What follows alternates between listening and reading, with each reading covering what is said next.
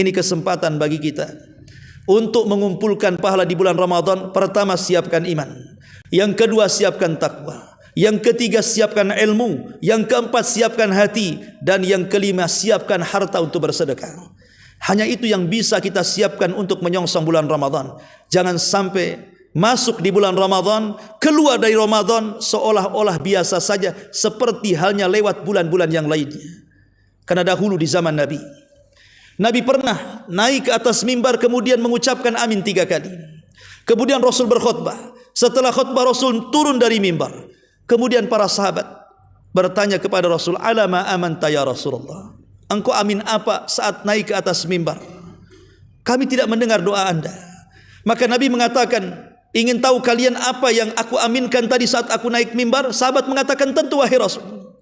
Maka Rasul mengatakan, "Oh, tadi Jibril datang kepadaku. Kemudian mendoakan 3 perkara dan memintakan agar aku mengaminkannya. Ku aminkan doa Jibril." Kemudian 3 perkara itu, salah satunya adalah ragima anfu rajulin, thumma ragima anfu rajulin, thumma ragima anfu rajulin adraka Ramadan falam yughfar min dhunubi. Celaka dan binasa, celaka dan binasa, celaka dan binasa orang yang diberikan kesempatan masuk Ramadan, kemudian keluar Ramadan, 1 dosa pun tidak diampuni Allah Subhanahu wa taala. Celaka dia, celaka dia. Amin, kata Rasul.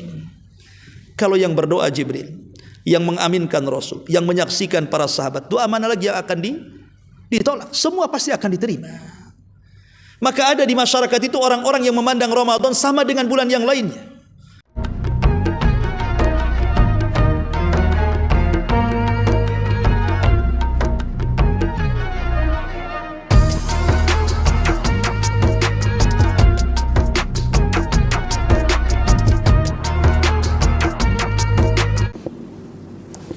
Bismillahirrahmanirrahim. Assalamualaikum warahmatullahi wabarakatuh. Alhamdulillah wassalatu wassalamu ala Rasulillah wa ala alihi wa sahbihi wa mawalah wa la hawla wa la quwwata illa billahi wa ba'du. Hadirin dan hadirat yang dimuliakan Allah Subhanahu wa taala. Alhamdulillah di malam hari ini kita masih diberikan nikmat oleh Allah Subhanahu wa taala, nikmat sehat, Islam dan iman, dan juga nikmat kita bisa berkumpul untuk bertalabul ilmi.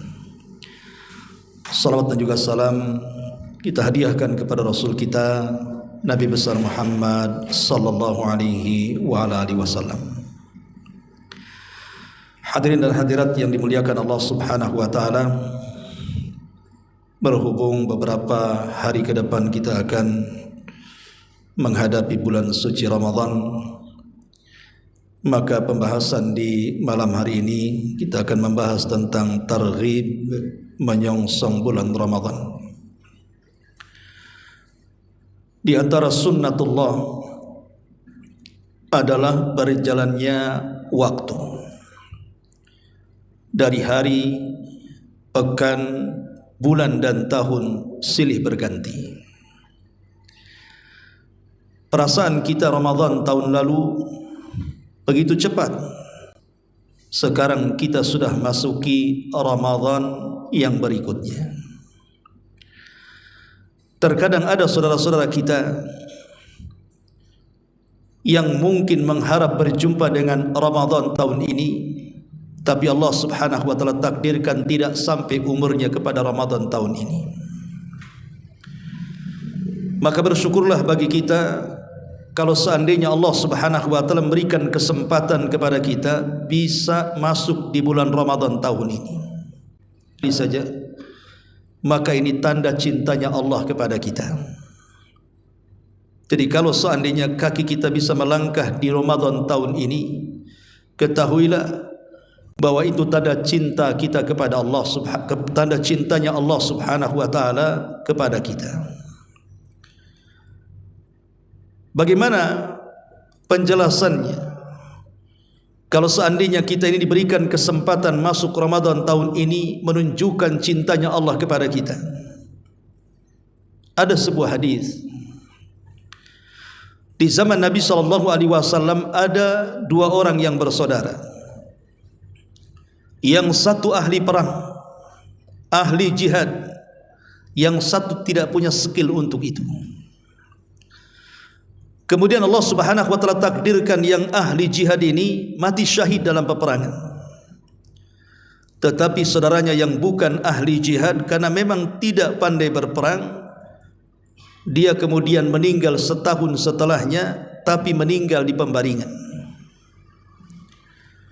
Kemudian ada seorang sahabat bermimpi, rupanya orang yang meninggal di pembaringan lebih dulu masuk surga dibandingkan orang yang mati syahid. Padahal orang yang mati syahid masuk surga tanpa hisab, masuk surga tanpa adab. Lalu kenapa kemudian saudaranya yang mati setahun kemudian, yang hanya meninggal di atas pembaringan, masuk dulu surga dibandingkan saudaranya yang mati syahid? Maka hal ini ditanyakan kepada Nabi SAW tentang mimpi seorang sahabat ini. Maka Nabi SAW ketika melihat keheranan sahabat yang bermimpi ini mengatakan, bukankah yang meninggal setahun setelahnya, walaupun dia meninggal di pembaringan, dia mendapatkan Ramadan? Maka sahabat ini mengatakan, tentu. Apabila dia mendapatkan Ramadan, berapa sujud yang ia dapat? Berapa pahala yang ia dulang di bulan Ramadan, yang ia habiskan siang dan malamnya untuk beribadah kepada Allah Subhanahu wa taala? Boleh jadi ibadah di bulan Ramadan menjangkau pahalanya dibandingkan pahala saudaranya yang mati syahid, sehingga dia wajar masuk surga lebih dulu dibandingkan saudaranya. Dari hadis ini kita tahu bahwa kalau seandainya Allah Subhanahu wa taala memberikan kesempatan kita masuk di bulan Ramadan, tandanya Allah masih sayang dengan kita, memberikan kesempatan kepada kita, memberikan fursah waktu kepada kita untuk menambah pahala dari pahala-pahala yang selama ini kita kurang untuk meraihnya, atau mendapatkan ampunan-ampunan Allah yang selama ini kita berlumuran dengan dosa. Karena bagaimanapun Nabi SAW bersabda, khairukum man tala umruhu wa hasuna amaluhu. Sebaik-baik kalian adalah orang yang dipanjangkan umurnya, tetapi diperbaiki amalannya. Artinya kalau kita sempat mendapatkan Ramadan tahun ini, maknanya Allah masih memperpanjang usia kita. Dengan memperpanjang usia kita adalah kesempatan, kalau kita orang yang berdosa, ada kesempatan untuk tobat. Dan kalau kita orang-orang yang melalaikan dari amal saleh, ada kesempatan untuk menambah pahala. Maka berdoalah kepada Allah Subhanahu wa taala agar kita bisa menempuh dan masuk di bulan Ramadan tahun ini sebagaimana yang dilakukan para ulama dulu. 6 bulan sebelum Ramadan mereka berdoa kepada Allah Subhanahu wa taala, Allahumma ballighna Ramadan, ya Allah sampaikan aku di bulan Ramadan. Hadirin dan hadirat yang dimuliakan Allah Subhanahu wa taala, tentu hal yang harus kita lakukan di bulan Ramadan, yang pertama kali adalah meminta kepada Allah akan ampunan dosa. Karena Ramadan ini kesempatan bagi kita yang tidak mungkin kita dapati di bulan-bulan yang lainnya. Ramadan bisa menjadikan fursah waktu bagi kita. Boleh jadi mungkin mata-mata kita kering sebelum Ramadan, susah untuk meneteskan air mata. Tapi di bulan Ramadan kesempatan untuk mengalirkan air mata sederas-derasnya karena takut kepada Allah Subhanahu wa taala. Boleh jadi karena susahnya kita ini mengeluarkan air mata karena hati yang keras. Dan hati yang keras itu disebabkan banyak maksiat kepada Allah Subhanahu wa taala. Lah Ramadan adalah bulan di mana Allah memberikan kesempatan untuk bertobat. Karena Ramadan sendiri disebut syahrul maghfirah. Bulannya kita mudah mendapatkan ampunan Allah Subhanahu wa taala. Seberapa banyak pun dosa yang kita lakukan, kalau kita datang menghadap Allah Subhanahu wa taala untuk bertobat, asal kita tidak menyekutukan Allah sedikit pun, maka Allah pasti akan mengampuni dosa-dosa kita. Bukankah Nabi SAW yang mengatakan dalam hadis qudsi, ya ibna Adam, lau balagat dhunubuka ananas sama thumma astaghfartani ghafartu laka ala ma kana minka wala ubali. Wahai anak Adam, sekiranya dosamu melambung-lambung sampai ke langit saking banyaknya, tapi engkau meminta ampunan dariku, maka aku akan ampuni segala dosa-dosamu dan aku tidak akan peduli lagi. Karena kalau Allah Subhanahu wa ta'ala sudah mengampuni dosa-dosa kita, maka secara otomatis Allah juga akan menghapus pengaruh dosa kita dan menggantikan pengaruh dosa itu dengan kebaikan yang banyak. Karena Allah Subhanahu wa ta'ala juga berkata, innal hasanat yudhibnas sayyiat. Sesungguhnya kebaikan itu bisa menghapuskan keburukan-keburukan yang ada. Dahulu di zaman Nabi, ada seorang kakek yang sudah tua renta, datang menemui Nabi SAW dan mengatakan, ya Rasulullah, fa'altu dzamban kabiran wa kathiran, law wusi'at ala ahli al-ardi lawasi'athum. Rasul, aku ini sudah banyak melakukan dosa, baik dosa kecil ataupun dosa besar. Aku sudah banyak melakukan dosa. Hal minat taubah, apakah orang sepertiku ini diberikan kesempatan untuk taubat? Karena kalau dosaku dibagi-bagikan kepada seluruh penduduk negeri, cukup membinasakan mereka saking banyaknya. Maka Nabi SAW mengatakan, karena kakek ini orang kafir, orang musyrik, menyekutukan Allah Subhanahu wa ta'ala, maka Rasul mengatakan, maukah kau bertobat? Kalau begitu, ucapkanlah 2 kalimat syahadat. Kalau engkau mengucapkannya, maka Allah Subhanahu wa ta'ala akan menghapuskan seluruh dosa-dosamu, baik yang kecil ataupun yang besar, baik yang sedikit ataupun yang banyak. Maka tiba-tiba sang kakek ini mengatakan, asyhadu an la ilaha illallah wa annaka rasulullah. Aku bersaksi bahwa tidak ada sembahan yang berhak disembah kecuali Allah, dan engkau adalah utusan Allah Subhanahu wa ta'ala. Tiba-tiba Nabi bertakbir, Allahu Akbar, Allahu Akbar.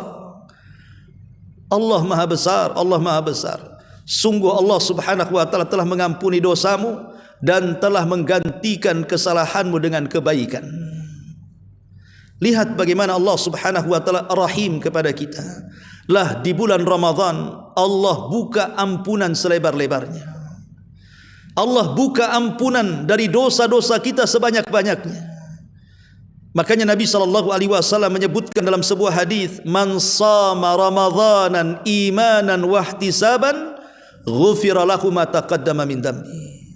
Barang siapa yang berpuasa Ramadan penuh dengan iman dan harapan pahala, maka Allah akan ampuni dosa-dosanya. Dalam riwayat, man qama ramadhanan imanan wahtisaban ghufira lahu ma taqaddama min dhanbi. Barang siapa yang melangsungkan qiyamul lail, tarawih, membaca Al-Quran di malam hari penuh dengan iman dan harapan pahala, Allah ampuni dosa-dosanya. Dari 2 riwayat ini kita tahu bahwa 24 jam di bulan Ramadan adalah kesempatan kita untuk menggugurkan dosa. Siangnya dengan puasa dan malamnya dengan qiyamul lail. Jadi Ramadan adalah kesempatan memperbaiki diri, menggugurkan dosa, membersihkan hati, mentarbiah kita dari terhalangnya kita dari perkara mubah untuk melangkah tidak melakukan hal yang diharamkan Allah Azza wa Jalla. Makan itu mubah tapi dilarang ketika puasa. Minum itu mubah tapi dilarang ketika puasa. Melakukan hubungan suami istri halal tapi dilarang ketika puasa. Kalau seandainya yang mubah-mubah saja tidak boleh dilakukan, apalagi yang diharamkan tentu dilarang lagi.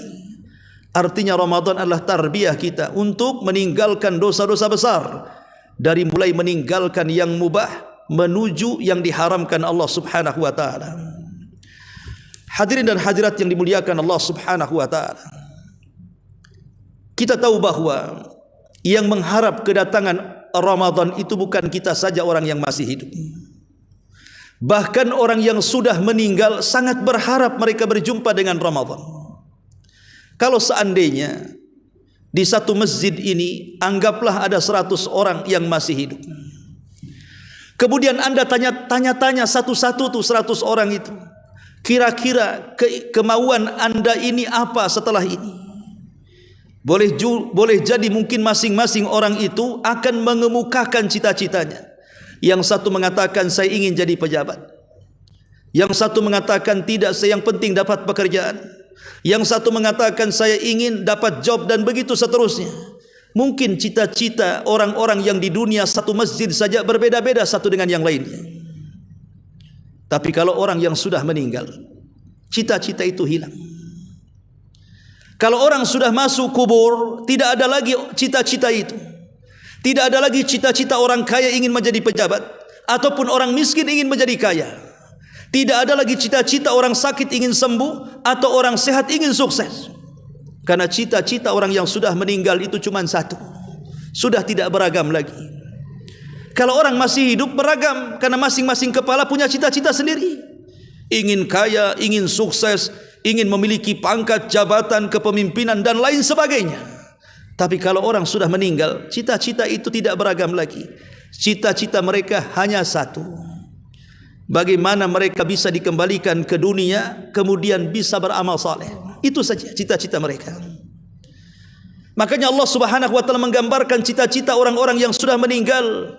Falaula akhartani ila ajalin qarib fa asaddaqa wa akum minas salihin. Ya Rabb, kalau Engkau berikan kesempatan walaupun sesaat kami hidup di dunia ini, kami akan sedekahkan harta kami, dan kami akan berjanji menjadi orang yang saleh, akan berubah menjadi orang baik lagi.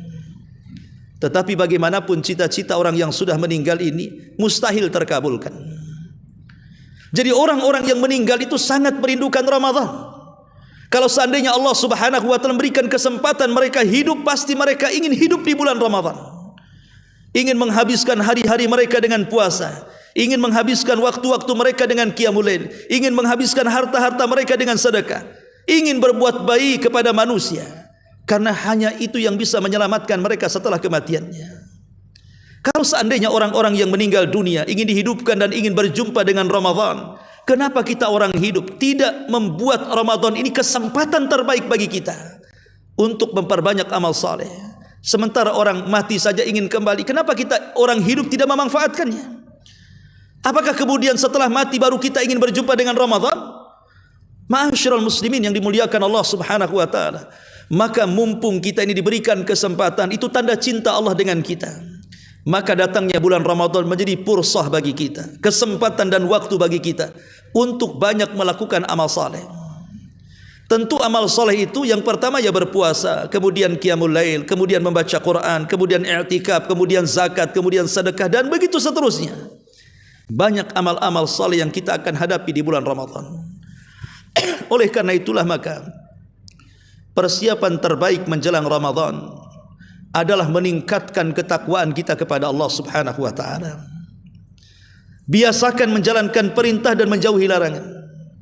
Kalau seandainya sebelum kita masuk bulan Ramadan kita masih melakukan maksiat kepada Allah Azza wa Jalla, lisan kita masih suka berghibah, suka namimah, suka memfitnah, atau kaki tangan kita masih melangkahkan ke tempat-tempat kemaksiatan, atau mungkin hati dan pikiran kita masih kotor kepada orang, maka masuk Ramadan hilangkanlah hal-hal yang seperti itu. Karena bagaimanapun sering saya katakan bahwa yang namanya maksiat itu bisa menghilangkan kelezatan ibadah. Kalau kita masuk Ramadan dimuqaddimahi dengan perkara maksiat, saya yakin salat tarawih kita tidak akan lezat, puasa kita tidak akan merasa nikmat, dan ibadah-ibadah yang lain tidak akan merasakan kesenangan. Kenapa? Karena setiap maksiat itu ada pengaruhnya. Dahulu ada seorang ulama namanya Ibrahim ibnu Adham rahimahullahu ta'ala. Ibrahim ibn Adham pernah satu hari i'tikaf di Masjidil Aqsa, di Baitul Maqdis. Saat dia salat terganggu dengan pikirannya, dia tidak bisa khusyuk dalam salat malamnya. Saat dia membaca Al-Quran tidak pernah merasakan kelezatan membaca Al-Quran, seolah-olah kosong melompong dalam pikirannya. Saat dia berzikir pun tidak pernah merasakan kelezatan yang luar biasa, tidak bisa menenangkan hatinya. Sehingga Ibrahim ibn Adham berfikir, dosa apa yang sudah dia lakukan? Kenapa solat malamku terganggu? Kenapa baca Quranku terganggu? Kenapa zikir dan istighfarku tidak mendapatkan ketenangan dalam hatiku? Maksiat apa yang aku sudah lakukan? Jadi Ibrahim ibn Adham tahu bahwa efek daripada maksiat itu membuat ibadah tidak lezat. Sehingga dia mengatakan, maksiat apa yang pernah saya lakukan? Kemudian dia teringat satu masalah saat dia masih berada di Mekah. Dia membeli satu gantang kurma. Kemudian di bawah gantang itu ada satu butir kurma. Tanpa sadar dia ambil karena dia sangka bahwa satu butir itu adalah tumpahan dari gantang yang sudah dibelinya. Dia langsung memakannya. Baru terfikir, apakah gara-gara satu butir kurma itu aku tidak khusus salat, tidak lezat baca Quran, tidak membawa ketenangan zikir dan juga istighfar? Apakah satu butir itu jangan-jangan bukan milikku tapi milik penjual kurma? Dia bukan jatuh dari gantang yang sudah aku beli. Dari situ dia berfikir untuk meminta maaf kepada orang yang menjual kurma dan ingin mengembalikan yang satu butir itu kepada pemiliknya. Berangkat dia dari Masjidil Aqsa, Palestina, menuju Mekah. Sampai di Mekah, dia mencari orang yang menjual kurma itu. Ketika sampai di tempat orang penjual kurma, rupanya penjualnya sudah berbeda. Yang dulunya orang tua, sekarang menjadi anak muda. Kemudian Ibrahim ibn Adham mengatakan, kemana orang yang jual kurma tempo hari yang ada di sini? Maka anak muda itu mengatakan, oh maksudnya yang orang tua itu. Maka Ibrahim ibn Adham mengatakan, ya, kata anak muda itu, dia sudah meninggal dunia. Orang itu sudah meninggal dunia. Kemudian Ibrahim ibn Adham mengatakan, lalu harus kemana aku cari keluarganya? Anak muda ini mengatakan, wahai fulan, kenapa kamu ingin mencari dia dan keluarganya? Barulah dia bercerita tentang sebutir kurma itu. Maka anak muda itu mengatakan, sesungguhnya saya adalah putranya, putra daripada orang tua yang Anda maksudkan itu. Maka Ibrahim ibn Adham mengatakan, aku minta maaf atas kelancanganku dulu mengambil satu butir kurma milik ayahmu. Saya ingin mengembalikan dan minta maaf dari kamu. Kemudian anak muda ini mengatakan, bagi saya sih tidak ada masalah, saya maafkan. Apalagi hanya sebutir kurma. Masalahnya orang tuaku bukan hanya aku saja anaknya, ada beberapa anak yang lainnya. Akhirnya Ibrahim bin Adham mengatakan, kalau begitu di mana alamat anak-anaknya? Saya ingin minta kerelaannya dan keredoannya. Subhanallah. Akhirnya kemudian satu persatu anak kakek penjual kurma itu didatangi dan minta maaf. Setelah kelar semuanya, barulah dia betul-betul merasakan nikmatnya ibadah, kembali mendapatkan ketenangan zikir dan istighfarnya, kembali mendapatkan kenyamanan tarawihnya, dan begitu seterusnya. Kalau hanya gara-gara sebutir kurma yang disangkanya milik dia bisa membuat ibadah seseorang kacau, macam mana dengan orang yang terang-terangan bermaksiat kepada Allah? Terang-terangan itu maksiat dia langgar, terang-terangan itu mungkar dia lakukan, maka pengaruhnya akan lebih dahsyat untuk kelezatan ibadah kita di bulan Ramadan. Makanya para ulama mengatakan sebelum masuk Ramadan, bertobatlah dengan taubatan nasuha. Betul-betul bertobat. Kalau itu memang bersifat vertikal kepada Allah, minta ampun kepada Allah dengan istighfar, berhenti dari maksiat. Kalau memang itu sifatnya horizontal, mungkin berbuat dosa dengan manusia, datangi orang itu minta maaf, minta kerelaannya, sebelum nanti pertanggungjawabannya lebih berat di hadapan Allah Subhanahu wa taala. Bagaimanapun hati yang bersih dari dosa ketika masuk Ramadan lebih indah ketika menghadapi Ramadan dibandingkan hati yang kotor dengan dosa. Hadirin yang dimuliakan Allah Subhanahu wa taala, dari sini kita tahu bahwa karena Ramadan itu adalah mawasimul khair, dia adalah musim-musim kebaikan yang Allah hanya berikan kepada kita umat Islam dan tidak diberikan kepada umat sebelum kita. Maka ini kesempatan, karena Ramadan itu hanya 1 bulan dalam setahun.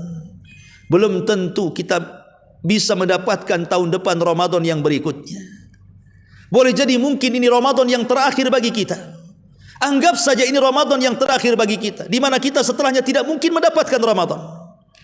Tentu kalau kita tahu bahwa kita menganggap bahwa ini Ramadan yang terakhir, tentu kita akan lebih semangat lagi untuk beribadah kepada Allah Subhanahu wa taala, karena belum tentu kita diberikan kesempatan untuk berjumpa Ramadan kemudiannya. Karena sesuatu atau mungkin waktu itu kan terbagi menjadi 3. Sesuatu yang telah berlalu, sesuatu yang akan datang, dan sesuatu yang sedang berlangsung. Sesuatu yang sudah berlalu, Ramadan tahun kemarin tidak mungkin diulang. Walaupun kita menyesal kenapa Ramadan tahun kemarin tidak giat, tidak menghatamkan Quran, tidak khusyuk dalam tarawih, tidak sungguh-sungguh dalam puasa. Perkara sudah lewat, tidak mungkin kembali. Hanya bisa menjadi angan-angan dan cita-cita yang tidak ada kenyataannya. Sesuatu yang sudah berlalu tidak mungkin kembali. Ataupun waktu yang akan datang belum tentulah kita dapati. Kita bercita-cita ingin mendapatkan Ramadan tahun depan, belum tentu kita sampai ke tahun depan. Berarti yang memungkinkan adalah Ramadan tahun ini yang kita akan hadapi. Perbaikilah sebaik-baiknya supaya Ramadan tahun ini betul-betul kita mendapatkan banyak hal yang dijanjikan Allah dan Rasulnya.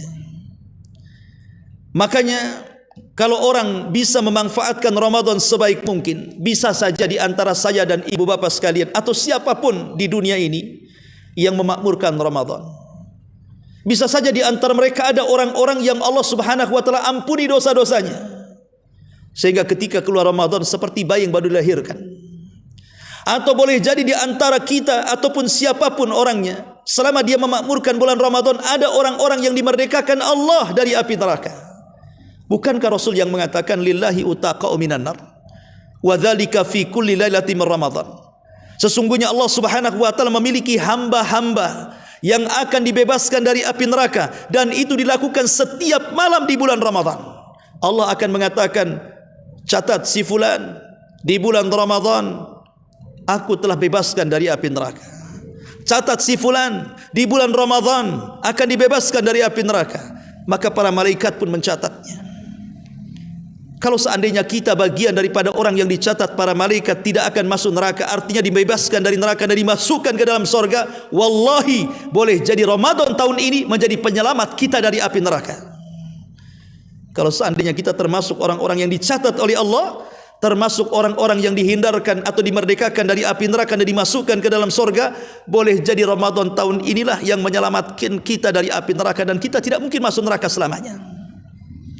Ma'asyiral muslimin yang dimuliakan Allah Azza wa Jalla. Atau boleh jadi di antara kita, anda dan siapapun yang memakmurkan bulan Ramadan, ada orang-orang yang mendapatkan Lailatul Qadar, mendapatkan malam Lailatul Qadar, sehingga kita diberikan pahala yang melimpah dengan amalan ringan. Hanya menghidupkan satu malam, tapi kita mendapatkan pahala 1000 bulan. 84 tahun seolah-olah kita beribadah kepada Allah Subhanahu wa taala. Siapa yang tahu? Tidak ada yang tahu di antara kita. Boleh juga mungkin kita bagian daripada orang-orang yang mendapatkan Lailatul Qadar itu. Kalau itu Allah takdirkan salah satu di antara kita mendapatkan Lailatul Qadar, berbahagialah anda. Artinya apa? Artinya kita mendapatkan bagian ibadah yang begitu banyak. Dahulu di zaman Nabi, ketika para sahabat Nabi SAW diceritakan Nabi tentang dua orang di zaman Bani Israel yang beribadah kepada Allah Subhanahu wa taala selama 84 tahun, tidak maksiat kepada Allah sama sekali. Sahabat heran, Rasul, mana ada orang yang beribadah selama itu pun tidak maksiat kepada Allah Subhanahu wa taala. Maka Rasul pun terdiam sampai Jibril datang dan mengatakan, "Ya Muhammad, apakah sahabatmu heran dengan kisah yang kau ceritakan kepada mereka tentang kisah dua orang Bani Israel yang beribadah 84 tahun dan tidak bermaksiat kepada Allah Azza wa Jalla?" Maka Rasul menganggukkan kemudian mengatakan, "Betul wahai Jibril." Kemudian Jibril mengatakan, "Sampaikan kepada sahabat-sahabat, jangan heran, jangan takjub, karena dalam Islam ada satu malam yang kalau seandainya di antara mereka memakmurkannya dengan ibadah, jauh lebih hebat dibandingkan dua Bani Israel yang beribadah kepada Allah selama 84 tahun dan tidak maksiat kepada Allah Subhanahu wa taala." Kemudian turunlah surah Inna anzalnahu fi lailatul qadr. Wa ma adraka ma lailatul qadr. Lailatul qadri khairun min alfi syahrin. Lailatul qadri khairun min alfi syahrin. Bahwa malam Lailatul Qadar itu lebih baik dibandingkan 1000 bulan. Artinya orang yang mendapatkannya akan mendapatkan pahala beramal selama 84 tahun lamanya. Siapa yang tahu? Di antara kita mungkin ada yang mendapatkan hal itu, mendapatkan malam Lailatul Qadar, mendapatkan kebebasan dari api neraka, mendapatkan ampunan, mendapatkan rahmat, atau mendapatkan takdir baik setahun yang akan datang.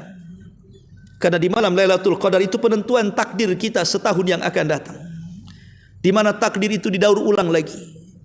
Boleh jadi yang tadinya sudah dicatat kita akan celaka, dihapus, justru kita akan bahagia.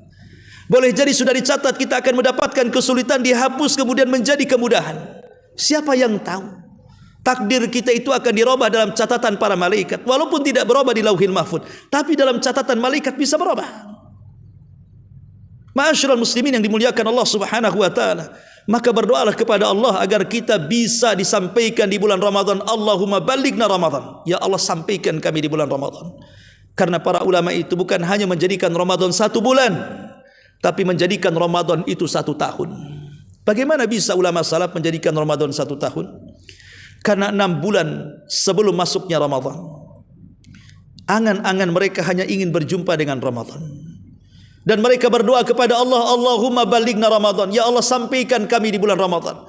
Setelah 6 bulan menunggu dan masuklah ke bulan Ramadan, mereka habiskan di bulan Ramadan untuk berbagai macam ibadah yang disyariatkan Allah Subhanahu wa taala di bulan Ramadan. Setelah berlewat dari Ramadan, maka 6 bulan setelahnya mereka pun berdoa kepada Allah agar setiap amalan yang mereka lakukan di bulan Ramadan diterima oleh Allah Subhanahu wa taala. Makanya mereka menganggap Ramadan itu 1 tahun. 6 bulan sebelumnya berdoa supaya sampai di bulan Ramadan, 6 bulan setelahnya mereka berdoa supaya amalan di bulan Ramadan diterima oleh Allah Subhanahu wa taala. Begitulah para ulama menjadikan Ramadan itu bukan 1 bulan tapi 1 tahun. Karena tahu bahwa Ramadan itu satu-satunya bulan yang Allah anugerahkan kepada umat Islam dan tidak dianugerahkan kepada umat sebelum Islam. Maka kita hanya bisa berdoa kepada Allah Subhanahu wa taala, walaupun hanya mungkin Senin, Selasa, mungkin Allah a'lam, mungkin Rabu atau Kamis, tapi yang jelas bahwa ini kesempatan bagi kita untuk mengumpulkan pahala di bulan Ramadan. Pertama, siapkan iman. Yang kedua, siapkan takwa. Yang ketiga, siapkan ilmu. Yang keempat, siapkan hati. Dan yang kelima, siapkan harta untuk bersedekah. Hanya itu yang bisa kita siapkan untuk menyongsong bulan Ramadan.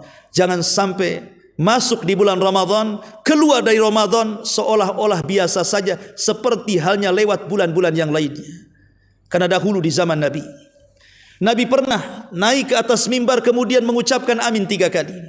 Kemudian Rasul berkhutbah. Setelah khutbah Rasul turun dari mimbar. Kemudian para sahabat bertanya kepada Rasul, alama amanta ya Rasulullah, engkau amin apa saat naik ke atas mimbar? Kami tidak mendengar doa anda. Maka Nabi mengatakan, ingin tahu kalian apa yang aku aminkan tadi saat aku naik mimbar? Sahabat mengatakan, tentu wahai Rasul. Maka Rasul mengatakan, oh tadi Jibril datang kepadaku, kemudian mendoakan 3 perkara dan memintakan agar aku mengaminkannya. Ku aminkan doa Jibril. Kemudian 3 perkara itu, salah satunya adalah ragima anfu rajulin, thumma ragima anfu rajulin, thumma ragima anfu rajulin adraka Ramadan falam yughfar min dhunubi.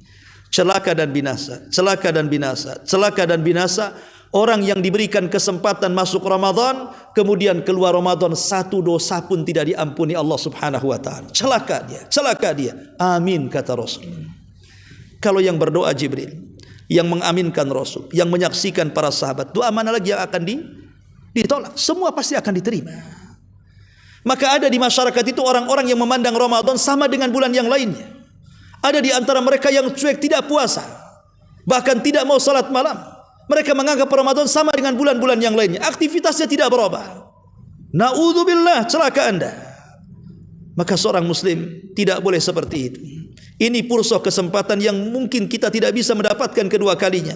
Karena belum tentu kita hidup di Ramadan tahun depan. Jangankan tahun depan, tahun ini saja banyak saudara kita yang boleh jadi tahun kemarin kita bisa berjumpa di bulan Ramadan, toh sudah meninggalkan kita.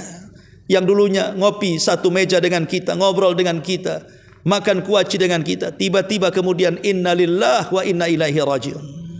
Mereka sudah meninggalkan kita, tidak diberikan kesempatan untuk masuk Ramadan. Maka kalau seandainya Allah berikan kesempatan kita masuk Ramadan, maka yakinilah Allah sedang sayang dengan kita, memberikan kesempatan untuk bertobat dan juga memberikan kesempatan untuk meraih pahala sebanyak-banyaknya. Inilah yang bisa saya sampaikan. Mudah-mudahan tausiah singkat bermanfaat. InsyaAllah ini kajian terakhir dan insyaAllah kita akan buka setelah Ramadan. Mudah-mudahan ada manfaatnya. Subhanakallahumma bihamdika asyhadu an la ilaha illa anta astaghfiruka wa atubu ilaik. Allahu ta'ala alam. Assalamualaikum warahmatullahi wabarakatuh.